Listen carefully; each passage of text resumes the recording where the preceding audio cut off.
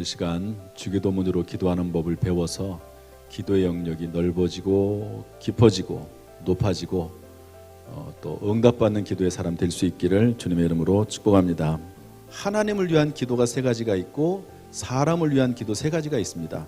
하나님을 위한 기도는 세 가지인데요, 이름이 거룩히 여김을 받으시오며 하나님의 이름에 대한 기도입니다. 나라가 임하시오며 하나님의 나라에 대한 기도입니다. 뜻이 하늘에서 이루어진 것 같이 땅에서도 이루어지이다. 이것은 하나님의 뜻에 대한 기도입니다.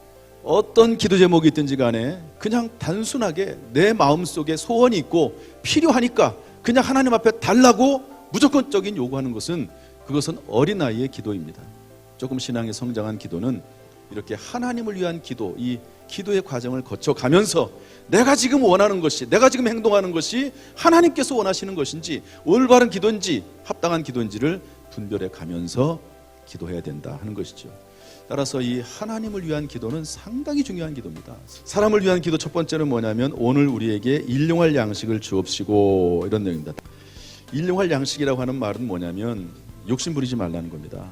우리의 기도가 욕심이 되어서는 안 된다는 거죠. 사람을 위한 기도 두 번째로, 우리가 우리에게 죄 지은 자를 사하여 준 것 같이 우리 죄를 사하여 주시옵고, 이랬습니다.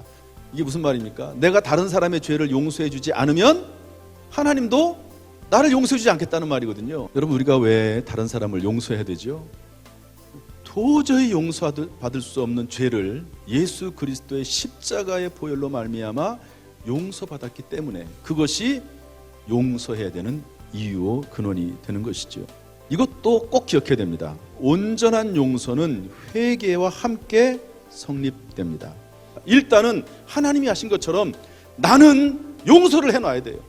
용서가 이루어지는 것은 저 사람에게 달린 거고, 나는 용서를 선포하고 용서를 해놔야 됩니다.